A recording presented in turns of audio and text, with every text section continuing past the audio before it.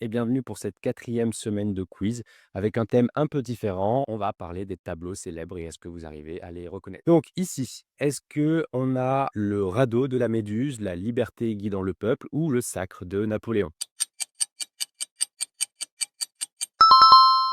C'est bien entendu la liberté guidant le peuple qui a été peinte par Eugène Delacroix et qui représente la révolution de juillet 1830 et pas la révolution de 1789 comme beaucoup de personnes peuvent confondre par rapport à ces tableaux parfois. Et le tableau est exposé au Louvre. Ici, est-ce que on a le naufrage du Titanic, Ulysse et les sirènes ou bien le radeau de la Méduse?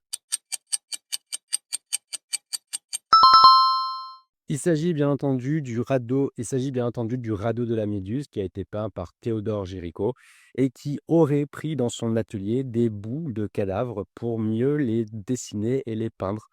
Donc apparemment l'odeur était pas folle folle pendant qu'il réalisait la peinture. Sur ce tableau, c'est l'origine du monde, le déjeuner sur l'herbe ou bien les nymphéas qui sont représentés. C'est le déjeuner sur l'herbe qui est représenté, qui a fait scandale à l'époque, pas forcément parce que la femme qui est au premier plan est nue, un petit peu quand même, ça fait scandale, mais parce qu'elle regarde le spectateur ou la spectatrice droit dans les yeux.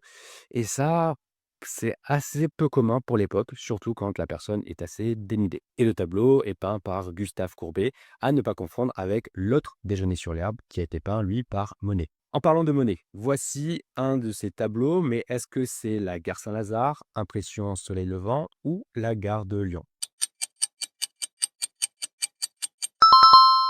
C'est bel et bien la gare Saint-Lazare qui est représentée. C'est un tableau magnifique que j'aime beaucoup et qui est conservé aujourd'hui au musée d'Orsay. Autre peinture conservée au musée d'Orsay et qui est une de mes favorites, est-ce que c'est le bal du Rosa Bonheur, le bal du Moulin de la Galette ou bien le bal Mabille?